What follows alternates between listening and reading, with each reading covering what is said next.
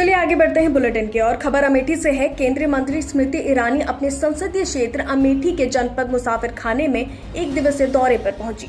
अमेठी भ्रमण के दौरान उन्होंने लोगों से बातचीत की, साथ ही वृक्षारोपण समेत कई कार्यक्रमों में हिस्सा लिया। इस मौके पर विधायक सुरेश पासी, एमएलसी शैलेंद्र प्रताप सिंह के साथ कई कार्यकर्ता मौजूद रहे। फैक्ट्रियों में लापरवाही से जान जाने के बाद ही शायद प्रशासन की आंखें खुलती हैं। ऐसा इसलिए क्योंकि हाल ही में अलीगढ़ के अलदुआ फूड प्राइवेट लिमिटेड स्टॉलर हाउस में अचानक कई कर्मचारी बेहोश हो जाते हैं। मौके पर सभी को जैन मेडिकल कॉलेज में भर्ती कराया जाता है। अलीगढ़ के डीएम ने बेहोशी की वजह फैक्ट्री में गैस लीक को बताया है।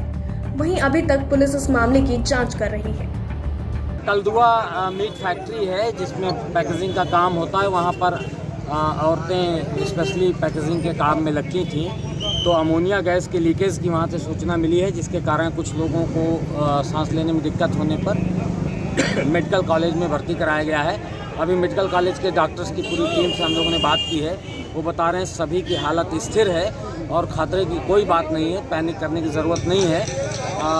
जितने लोग थे उनको फैक्ट्री से यहाँ लाया जा चुका है, एम्बुलेंसेज वगैरह वहाँ पहुँच गई हैं और उनका प्राथमिक उपचार किया जा रहा है। सर, जिसको जैसी आवश्यकता है वैसा उपचार उनको दिया जा रहा है। क्या कारण सामने आए हैं ये अभी कैसे कहा जा सकता है? अभी तो आपने कोई जांच कमेटी गठित? अरे भाई हद हो गई। अभी तो प्राइमरी ट्रीटमेंट की बात है। जो पेशेंट यहाँ पर आ रहे हैं उनका प्राथमिक कितने लोग होंगे तकरीबन इसमें? लगभग 50 के आसपास है। 47 संख्या थी यहाँ पर अभी थोड़ी देर तक। तो लेकिन सभी स्थिर हैं, कोई पैनिक करने की जरूरत नहीं। डॉक्टर्स का कहना है किसी को भी खतरे की बात नहीं है, सब स्थिर है।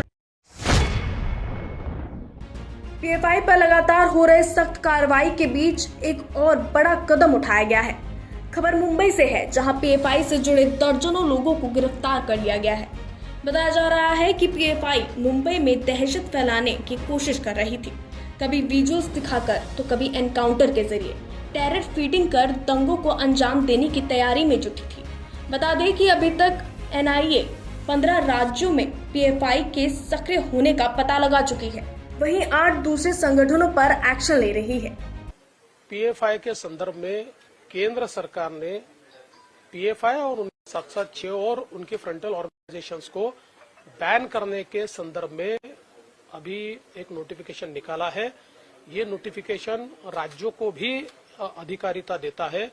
राज्यों में इसकी कार्रवाई करनी है। इसकी कार्रवाई महाराष्ट्र में भी हम लोग करेंगे, क्योंकि लगातार पिछले कई सालों से इस संदर्भ में सारे एविडेंसेस जमा किए जा रहे हैं। इनकी एक्टिविटीज पर नजर रखी जा रही है और विशेष रूप से केरल जैसे राज्य में सबसे पहले ये मांग उठी कि पीएफआई को बैन करना चाहिए। उसके बाद अलग अलग राज्यों में भी इन्होंने कार्रवाई शुरू की। ये विशेष रूप से जो माइनॉरिटीज है उसमें घुसकर वहां पर अनरेस्ट निर्माण करना, वहां पर इंडोक्ट्रिनेशन करना, लोगों का इंडोक्ट्रिनेशन करके लोगों के माइंड्स को पोल्यूट करना, इस प्रकार के काम ये करते हैं। सीधे हिंसा में भी इनका हाथ है। विशेष रूप से पिछले समय महाराष्ट्र में जो त्रिपुरा में घटना ही नहीं घटी, उसके विजुअल्स तैयार करके मानो त्रिपुरा में मस्जिदें जलाई जा रही है, ऐसे गलत विजुअल्स डालकर महाराष्ट्र में भी इन्होंने दहशतगर्दी करने का प्रयास किया। यहाँ पर अलग अलग प्रकार से लोगों को भड़काने का प्रयास किया। कई प्रकार के गैर कानूनी धंधों में भी इनका हाथ है और ऐसे भी सबूत धीरे धीरे सामने आ रहे हैं कि इनके माध्यम से कुछ लोगों को टारगेट किया जा रहा था, कुछ लोग हिटलिस्ट पर रखे जा रहे थे। तो ऐसी कई चीजें इसमें है। विशेष रूप से इन्होंने फंडिंग की भी अपनी व्यवस्था की है। छोटे छोटे अकाउंट निकालकर उसके माध्यम से किसी के ध्यान में ना आए इस प्रकार से ये टेरर फंडिंग कर रहे थे। ऐसी कई चीजें बाहर आई है। तो ये सारी चीजों के ऊपर अब आने वाले दिनों में हम लोग कार्रवाई करेंगे। राज्य सरकार का सीटेट को नहीं, एचटेट को मिल रही है मान्यता। नौकरी के इंतजार कर रहे लोगों के लिए एक अच्छी खबर सामने आ रही है। हरियाणा स्टाफ सिलेक्शन कमीशन ने पीजीटी पदों के लिए 7,471 भर्तियां निकाली है। खास बात यह है कि अभ्यर्थियों को नौकरियों में प्राथमिकता मिले, इसलिए सीटेट के बजाय एचटेट को ही मान्यता दी जा रही है। वहीं अध्यापक पात्रता परीक्षा आवेदन की अंतिम तारीख को भी बढ़ाकर 30 सितंबर किया गया है। बोर्ड चेयरमैन जगवीर सिंह ने बताया, अभी तक 2,59,207 ऑनलाइन आवेदन बोर्ड को मिल चुके हैं। हरियाणा विद्यालय शिक्षा बोर्ड की इस बार हरियाणा अध्यापक पात्रता परीक्षा यानी कि एचटेट 2022 कि जो कल अंतिम तिथि थी 27 तारीख को, उसको 3 अभ्यर्थियों की मांग पर 3 दिन के लिए और बढ़ा दिया गया है।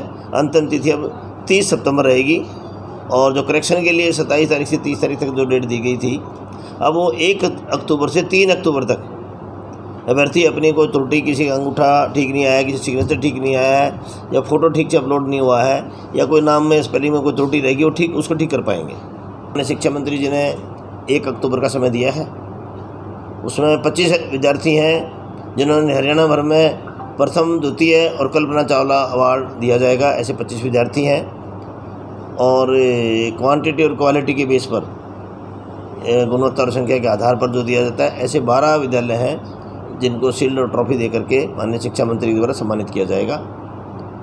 और ऐसे 45 हमारे कॉलेज के, यूनिवर्सिटी के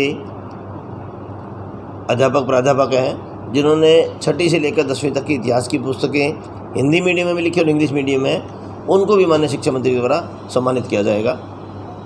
और SRS स्कूल के जो हमारे विद्यार्थी हैं जिन्होंने विभिन्न प्रतियोगिता में और सुपर 100 में, सुपर 200 में या दूसरी तरह की जो प्रतियोगिता हुई हैं, उन्होंने जो भाग लिया है, ऐसे अभ्यर्थियों को भी माननीय शिक्षा मंत्री द्वारा सम्मानित किया जाएगा।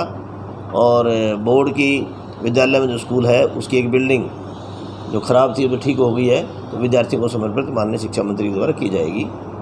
और बोर्ड में जिस लिफ्ट से आप चढ़ करके आए हैं, जो अभी अंडर ट्रायल है, उसका भी माननीय शिक्षा मंत्री के द्वारा उद्घाटन किया जाएगा। लंबे समय से लंबित पड़ी मांगों को लेकर करनाल में all Haryana power corporation worker union ने जमकर प्रदर्शन किया। प्रदर्शन कर रहे लोगों ने समान काम समान वेतन दिया की मांग की। साथ ही कौशल रोजगार योजना को कर्मचारियों पर ना थोपने को कहा। इतना ही नहीं, सरकार को निशाने पर लेते हुए कहा कि अगर जल्द बातचीत नहीं हुई तो पूरे प्रदेश में 22 नवंबर को एक दिन ही हड़ताल होगी। बुलेटिन में अब इतना ही। बाकी तमाम जानकारियों से जुड़े रहने के लिए देखते रहिए संभव टीवी का जो कार्यक्रम है पुतला दहन का, ये पूरे प्रदेश में किए हमने और 15-11 तक पूरे प्रदेश में ऐसे ही दौर चलता रहेगा। हर सर्कल में जाएंगे हम 3-4-5 दिन के बाद और एक पुतला दहन करेंगे, क्योंकि बिजली मंत्री जी जब से बिजली मंत्री बने हैं तब से लेकर आज तक all Haryana power corporation worker union बहुत बड़ा संगठन है बिजली कर्मचारियों का, जो इस बिजली की व्यवस्था को सुचारू रखने में, पूरे बिजली के ढांचे को व्यवस्थित चलाने में बहुत अहम रोल अदा करता है। लेकिन उसके बाद भी बिजली मंत्री ने आज तक बिजली कर्मचारियों की समस्याओं का समाधान के लिए कोई मीटिंग नहीं बुलाई, बातचीत नहीं की। उसके बदले बिजली के कर्मचारी जो कच्चे हमारे थे, उनकी प्रताड़ना, उनकी छटनी करना और समान काम समान वेतन लागू ना करना, इस तरह की हालात बना दी।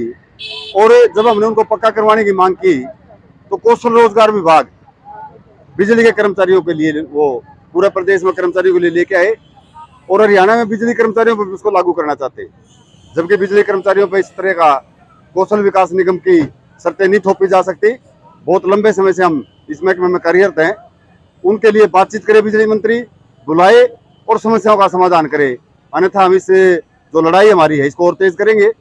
प्रदर्शन करते हुए पुतला दहन करेंगे और 22/11/22 को पूरे प्रदेश के बिजली कर्मचारी इन मांगों को लेकर, हमारा जो 30 सूत्री मांग पत्र है बिजली मंत्री को जो हमने भेजा हुआ है, ACS पावर को जो हमने भेजा हुआ है, उस पर बातचीत नहीं की तो हम 20 तारीख को फिर 22/11/22 को एक दिन की हड़ताल पूरे प्रदेश का बिजली कर्मचारी करेगा।